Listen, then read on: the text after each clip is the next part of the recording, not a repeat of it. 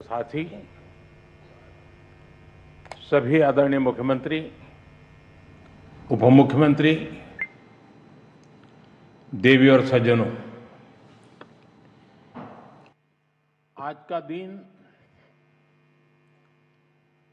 आप सभी ने मेरे लिए बहुत यादगार बना दिया है।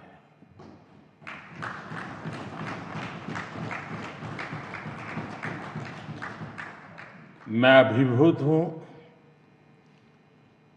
कृतज्ञ हूं। चरैवेति चरैवेति के मंत्र का जाप करते हुए इस राजनीतिक यात्रा में अनेक उतार चढ़ाव देखते हुए एक दिन ये पड़ाव भी आएगा, मैंने कभी सोचा नहीं था।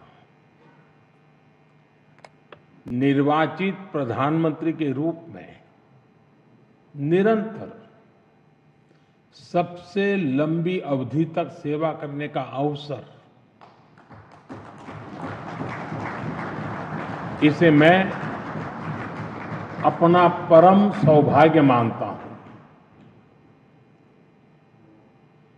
आपने इस अवसर पर मुझे सम्मानित किया, इतना मान दिया, इसके लिए मैं आप सभी का बहुत बहुत आभारी हूं। साथियों, इतने लंबे समय तक मां भारती की सेवा का सौभाग्य मिलना, ये ईश्वर की विशेष कृपा से ही संभव हो सकता है। और मेरे लिए तो जनता जनार्दन ही ईश्वर का रूप है। और इसलिए मैंने इस सेवा कार्य को हमेशा एक साधना के रूप में ही देखा है। और ये साधना भी एकाकी नहीं रही है, ये एक सामूहिक यज्ञ है जिसमें आप सब ने और अनेकों साथियों ने कर्तव्य भाव से अपना योगदान दिया है।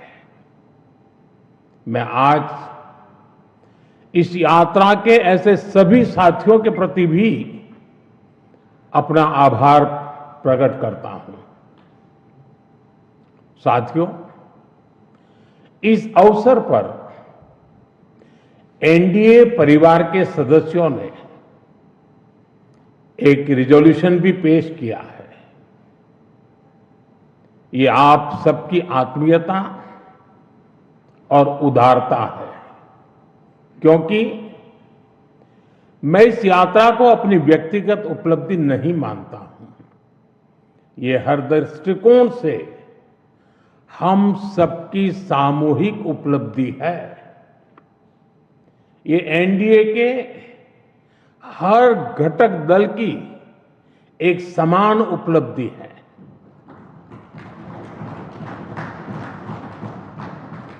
इसलिए मैं इस प्रस्ताव को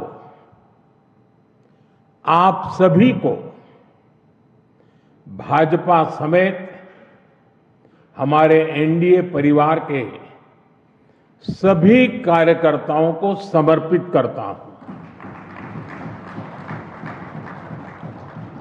साथियों, भारत की जनता का निरक्षीर विवेक हमेशा अद्भुत रहा है। देश की जनता ने राष्ट्रीय स्तर पर राजनीतिक स्थिरता का महत्व समझा है। ये जनता जनार्दन की परिपक्वता ही है कि उसने लंबे समय तक मुझे इस तरह जनता की सेवा का अवसर दिया। 2014 के पहले के कई दशक बहुत अस्थिरता और उथल पुथल से भरे हुए थे। इसका देश को बहुत नुकसान भी उठाना पड़ा।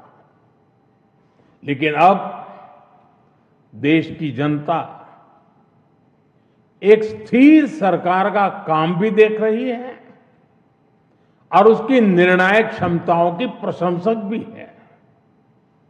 मैं आज देश की महान जनता को भी नमन करता हूं, जनता जनार्दन का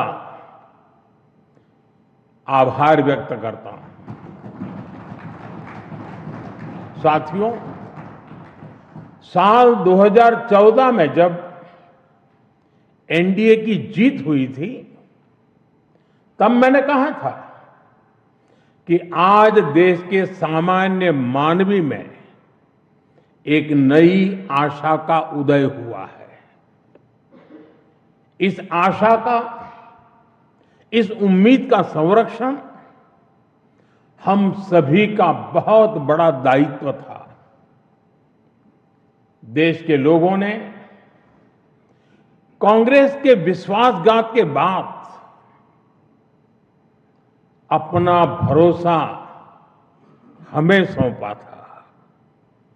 मुझे आज संतोष है, गर्व है कि एनडीए परिवार के तौर पर हमने देश के विश्वास को हमेशा और मजबूत किया है।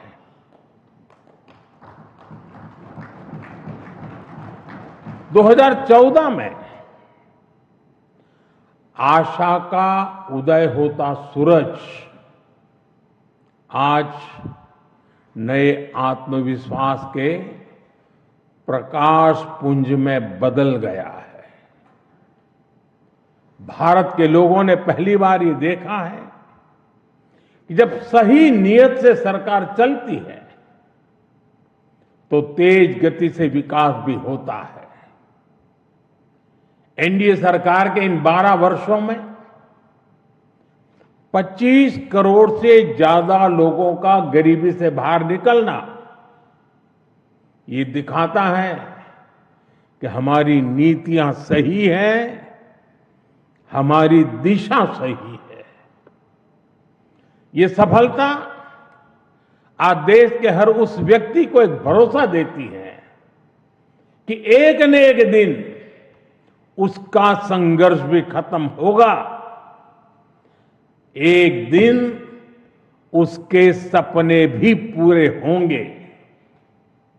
और मैं मानता हूं, कल जो गरीब था आज जो न्यू मिडिल क्लास बना है, उसे अब हमें पीछे नहीं होने देना है।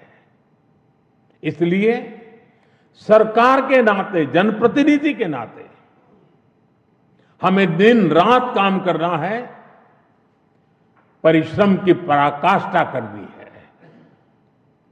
और इस संकल्प के साथ कि 140 करोड़ का ये देश हमसे जो उम्मीदें लगाए बैठा है वो जरूर पूरी हो।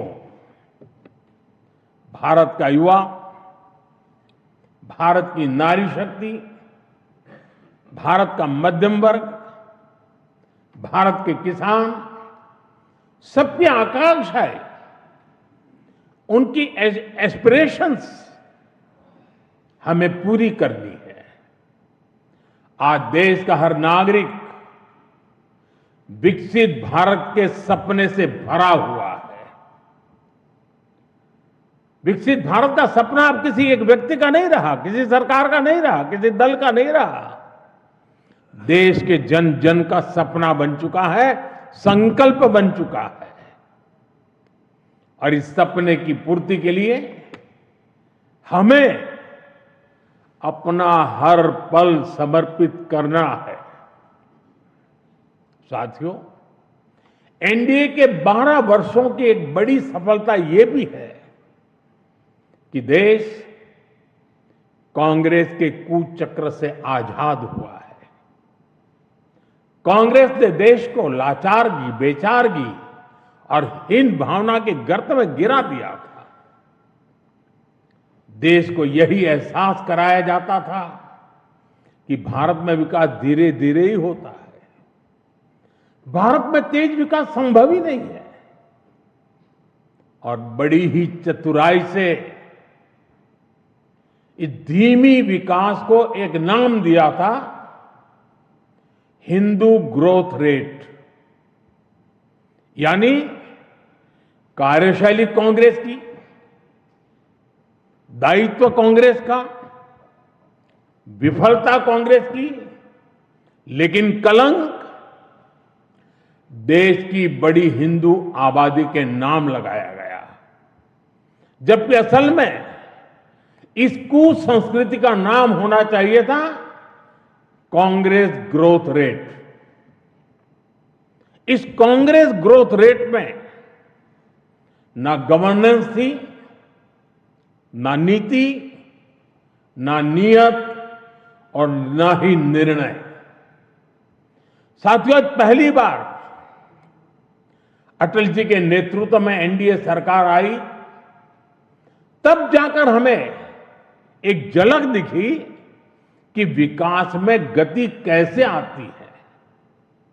लेकिन दुर्भाग्य से 2004 में देश फिर से अस्थिरता के बवंडर में और कांग्रेस के शिकंजे में फंस गया।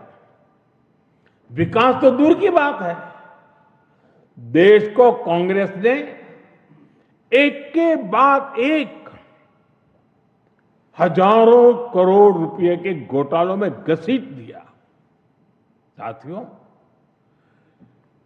देश का भाग्य फिर तब बदला जब 2014 में एनडीए की सरकार बनी।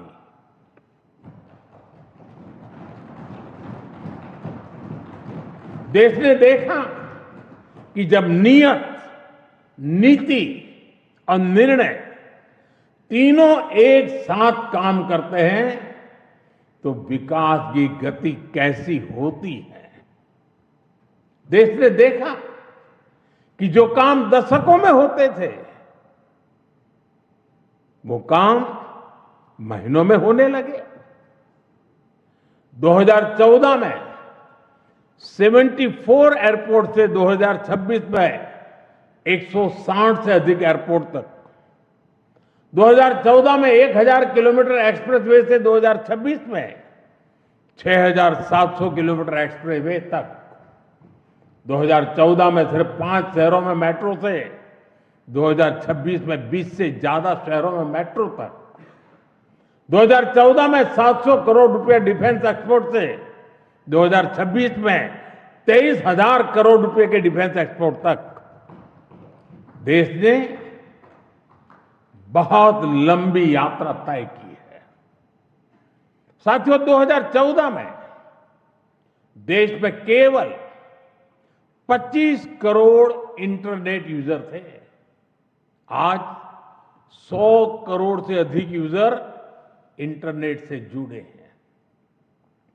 2014 में डिजिटल पेमेंट्स ना के बराबर थे। आज भारत डिजिटल ट्रांजैक्शन में नंबर 1 देश है।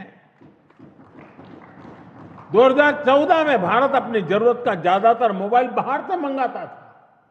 आज भारत 33 करोड़ से अधिक मोबाइल हैंडसेट खुद बनाता है। 2014 में सोलर क्षमता केवल 2.5 गीगावाट थी। आज यह 150 गीगावाट से अधिक है। 2014 में एथेनॉल ब्लेंडिंग केवल 1.5% था। आज यह 20% तक पहुंच चुकी है। 2014 में देश की एक भी सेमीकंडक्टर यूनिट नहीं थी। आज देश में बन रही 10 से ज्यादा सेमीकंडक्टर यूनिट्स भारत को आधुनिकता की तरफ ले जा रही है। साथियों, हमने देश की जरूरतों को अपनी नीतियों और निर्णयों का आधार बनाया। नई सोच से नए फैसले लिए। हमने युवाओं के लिए स्किल डेवलपमेंट मिनिस्ट्री बनाई। सहकारी क्षेत्र को मजबूती देने के लिए अलग कोऑपरेटिव मिनिस्ट्री बनाई। हमारे मछुआरे भाई बहनों के लिए अलग फिशरीज मिनिस्ट्री बनाई। हमारा फोकस क्लियर था, विकास की इस दौड़ में कोई पीछे न छूटे। साथियों, हमने दिव्यांगजनों के लिए कानून बनाया, आदिवासियों के लिए जनमन जैसी योजनाएं शुरू की। पशुपालकों और मछुआरों को पहले किसान क्रेडिट कार्ड का लाभ नहीं मिलता था, हमने उन्हें भी इस सुविधा से जोड़ा। और इतना ही नहीं, हमारी सरकार ने रेहड़ी पटरी वालों को भी स्वनिधि क्रेडिट कार्ड की सुविधा दी। साथियों, सवाल ये है कि अगर 12 साल में इतना कुछ हो सकता है तो फिर दशकों तक क्यों नहीं हुआ? ये कांग्रेस ग्रोथ रेट और एनडीए ग्रोथ रेट का अंतर है। एक व्यवस्था लोगों को इंतजार कराती थी, आज की व्यवस्था परिणाम दिखाती है। एक व्यवस्था काम अटकाती भटकाती थी, आज की व्यवस्था कहती है काम अभी होगा, समय पर होगा और बड़े पैमाने पर होगा। और इसलिए साथियों, 2014 से 2026 की कहानी केवल आंकड़ों की कहानी नहीं है, यह उस भारत की कहानी है जिसने पहली बार अपनी पूरी क्षमता के साथ दौड़ना शुरू किया है। वो भारत जो बड़े लक्ष्य तय कर रहा है और इन लक्ष्यों की प्राप्ति के लिए जी तोड़ मेहनत कर रहा है। साथियों, एनडीए के 12 वर्षों की उपलब्धियों की एक और विशेषता है, हमें ये उपलब्धियां वैश्विक अस्थिरता और अशांति के दौर में हासिल हुई है। एक स्थिर सरकार होने का लाभ क्या होता है, ये बार बार इस दौर ने साबित किया है। कोरोना के समय को हम कभी नहीं भूल सकते, जब हर तरफ हाहाकार मचा था, लेकिन भारत उस हालात को मुकाबला करते हुए भी सफलता से आगे बढ़ा। साथियों, दुनिया के बड़े बड़े देशों की अर्थव्यवस्थाएं संघर्ष कर रही है, तब भी 2025-26 में भारत ने 7.7% की ग्रोथ रेट हासिल की है।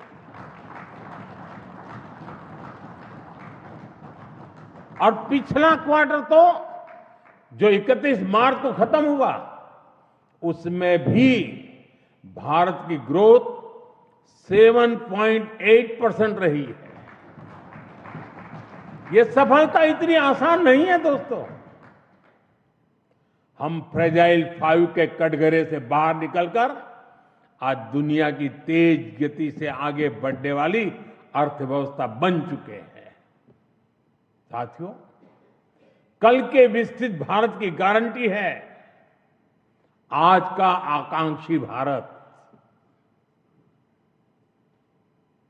आकांक्षी भारत के गर्भ में विकसित भारत पल रहा है। आज के भारत की आकांक्षाएं बड़ी हैं, सपने बड़े हैं, इसलिए उसके संकल्प और लक्ष्य भी उतने ही बड़े हैं। देश की इन आकांक्षाओं का वाहक हमारा मिडिल क्लास है, नियो मिडिल क्लास है। इसलिए हमारी सरकार मध्यम वर्ग के एस्पिरेशंस को पूरा करने में लगी है। मिडिल क्लास की ईज ऑफ लिविंग, उसकी क्वालिटी ऑफ लाइफ, उसके लिए नए अवसर और नई संभावनाएं हमने हर फ्रंट पर काम किया है। साथियों, 2014 से पहले मिडिल क्लास कानून की उलझनों का सबसे बड़ा शिकार हुआ करता था। जटिल टैक्स सिस्टम,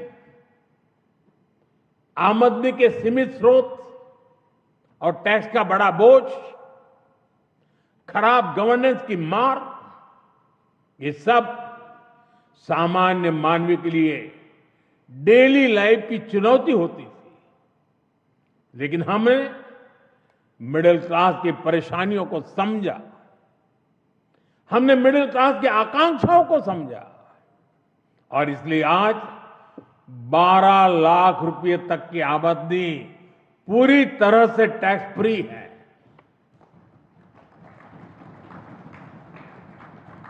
आज देश में सरल और फेसलेस टैक्स सिस्टम है। अच्छे इंफ्रास्ट्रक्चर से उनका जीवन आसान हुआ है। साथियों, बीते 12 वर्षों में मिडिल क्लास परिवार के बच्चों के लिए हर क्षेत्र में नए अवसर बने हैं।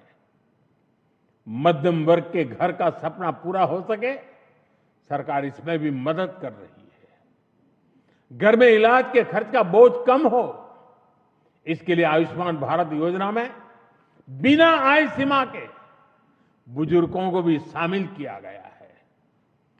जीएसटी रिफॉर्म का भी बहुत बड़ा लाभ देश के मध्यम वर्ग को हुआ है। उसके लिए हेल्थ इंश्योरेंस सस्ता हुआ है। उसके सपनों से जुड़ी चीजें सस्ती हुई है। इन प्रयासों का परिणाम है कि आज देश का मिडिल क्लास अनिश्चितताओं से मुक्त हो रहा है। वो भरपूर आत्मविश्वास के साथ देश की विकास यात्रा को गति दे रहा है। साथियों, हमारे लिए दल से हमेशा अगर बड़ा कुछ है तो हमारा देश है। दल से बड़ा देश है।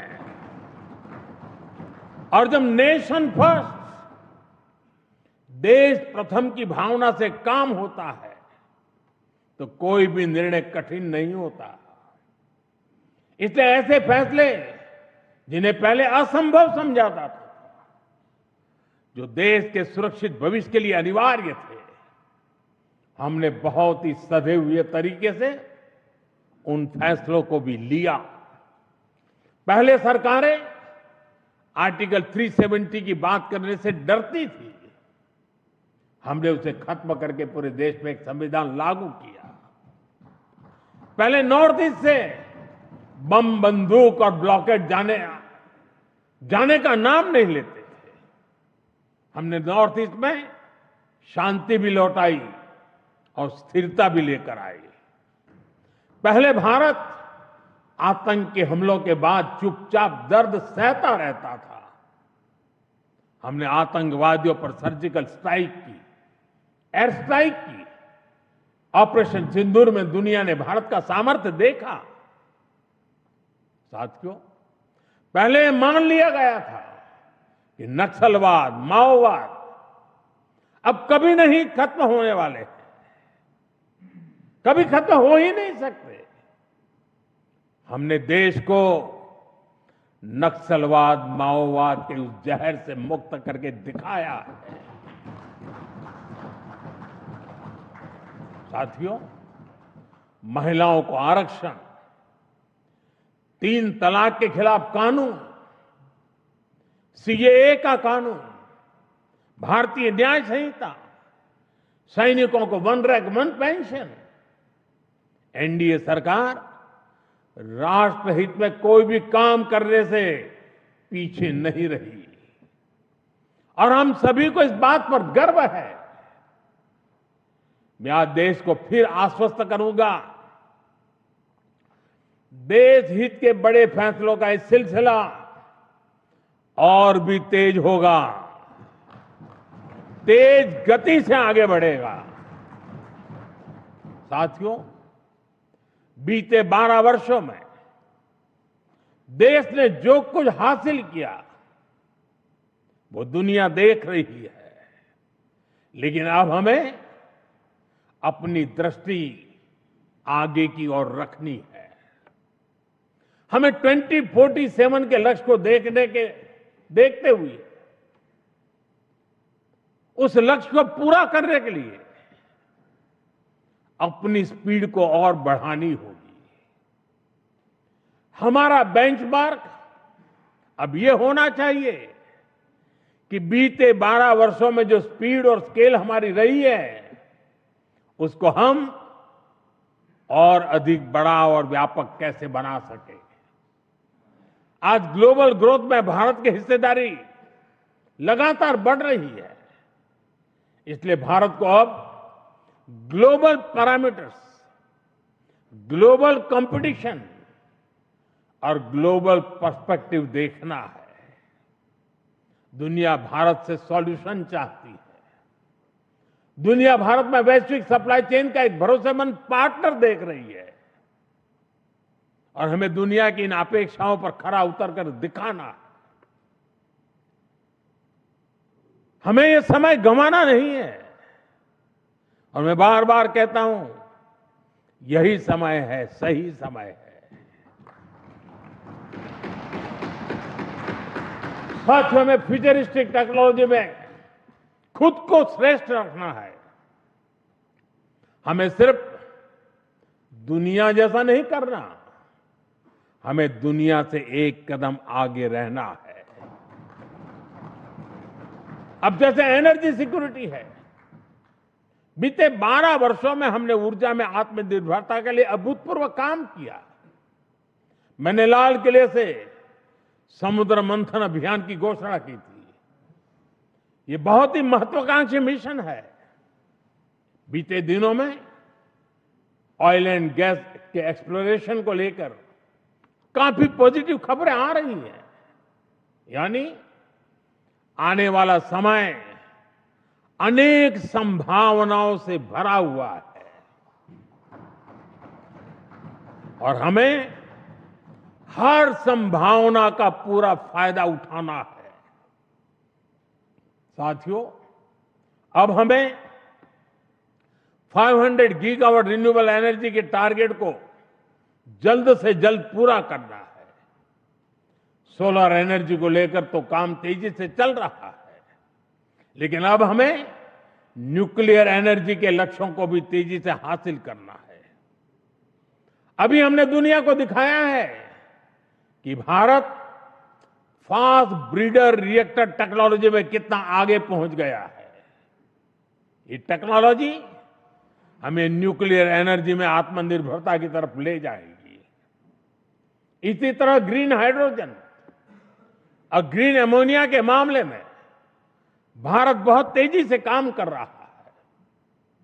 आने वाले समय में ये टेक्नोलॉजी भारत को ग्लोबल ग्रीन एनर्जी मैप में सबसे प्रमुख बना पाएगी और ये नाम बनना पक्का है। साथियों,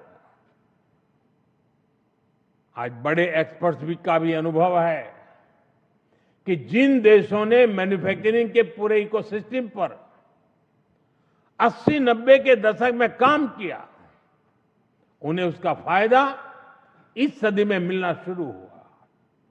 भारत ने 10-12 वर्ष पहले जिस इकोसिस्टम पर काम करना शुरू किया, उसका लाभ अब देश को मिलना शुरू हो गया।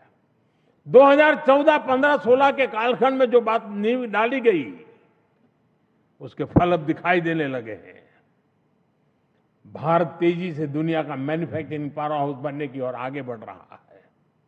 साथियों, energy, minerals, cheap, battery storage, space, drone, data centres, quantum computing, artificial intelligence, ऐसे हर सेक्टर, हर टेक्नोलॉजी एक दूसरे से जुड़ी हुई है। ये एक दूसरे की पूरक है। भारत इनके लिए विदेशों पर निर्भर नहीं रह सकता, क्योंकि ये भारत की आर्थिक और स्ट्रेटेजिक हर प्रकार के सिक्योरिटी से जुड़े विषय है। और तभी भारत सेमीकंडक्टर इकोसिस्टम पर इतना फोकस कर रहा है। तभी क्रिटिकल मिनरल्स को लेकर मिशन बोर्ड पर काम चल रहा है। साथियों, शिपिंग सेक्टर में भारत आत्मनिर्भरता के नए लक्ष्यों के साथ आगे बढ़ रहा है।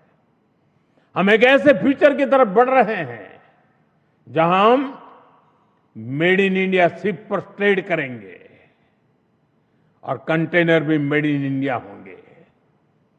शिप मेंटेनेंस और रिपेयर से लेकर स्क्रैपिंग तक की सर्विसेज भी भारत देगा। यही विजन हमारे एविएशन सेक्टर के लिए है। आज हम made in India transport aircraft बना रहे हैं। वो दिन दूर नहीं जब Bharat made in India civil aircraft भी बनाएगा।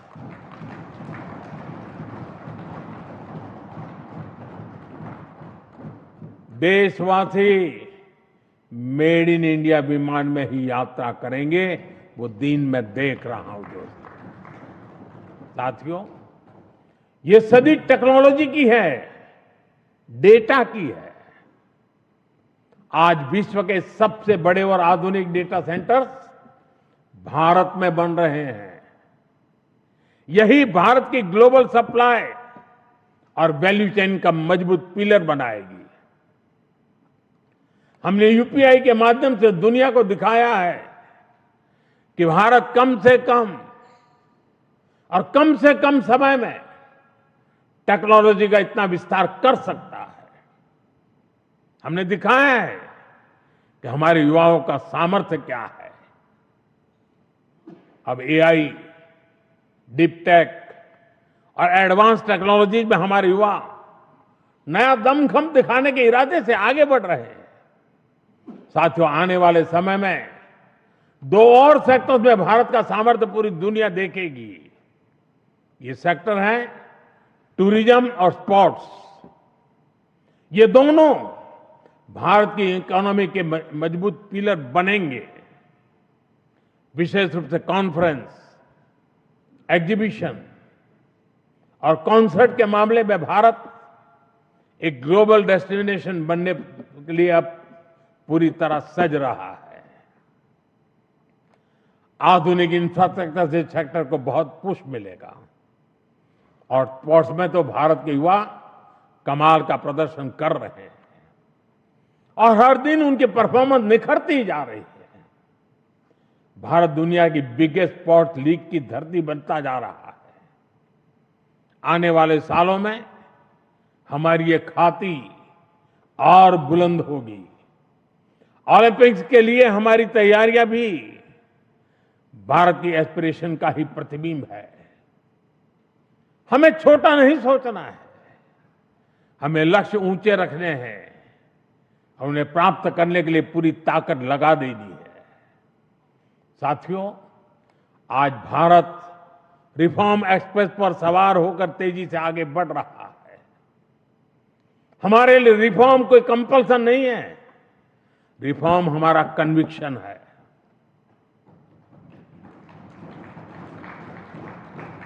और देश भी निरंतर रिफॉर्म्स को सपोर्ट कर रहा है।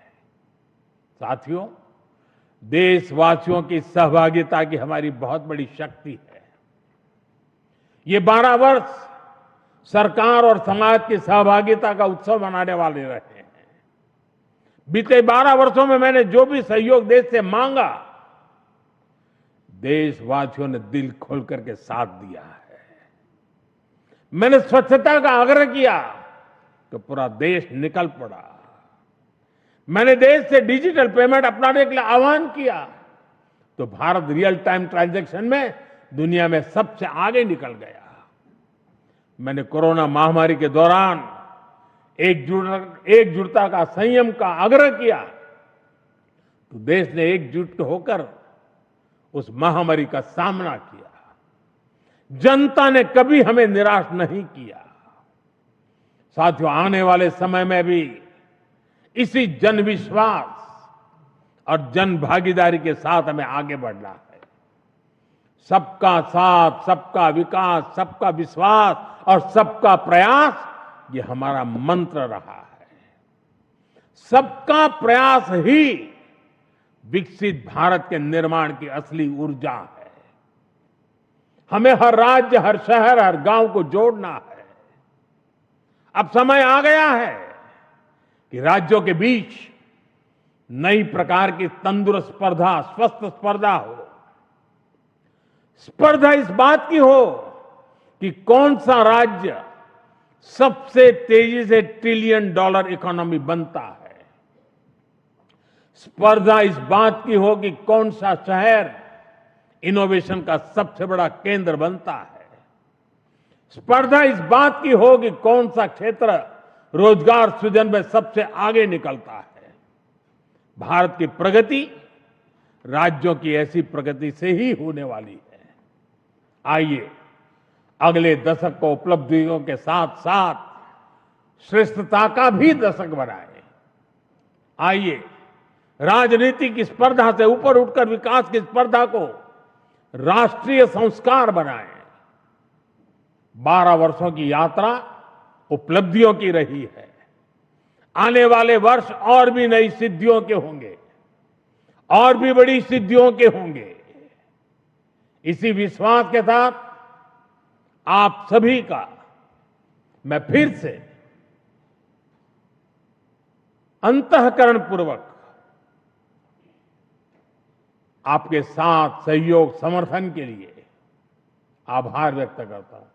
मैं सर झुका करके देश के कोटि कोटि नागरिकों को नमन करता हूं।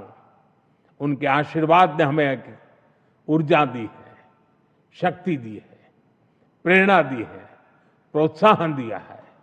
ये जनता जनार्दन के चरणों में सर झुका करके प्रणाम करते हुए आइए एक नए विश्वास के साथ हर संकल्प को पूरा करने के सामर्थ्य को जुटाते हुए हम चल पड़े। देशवासियों के सपनों को हमारे संकल्प बनाएं। हमारा पल पल देशवासियों के संकल्पों की साकार करने की यात्रा का अहम पड़ाव बनता चले। इसी भावना के साथ देशवासियों के ऊपर पूरा भरोसा करते हुए आओ निकल पड़े।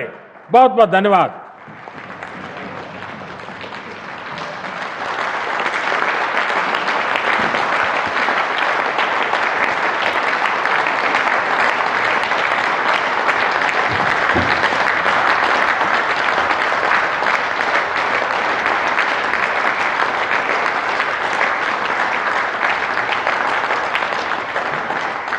ओजस्वी मार्गदर्शन के लिए माननीय प्रधानमंत्री जी का धन्यवाद।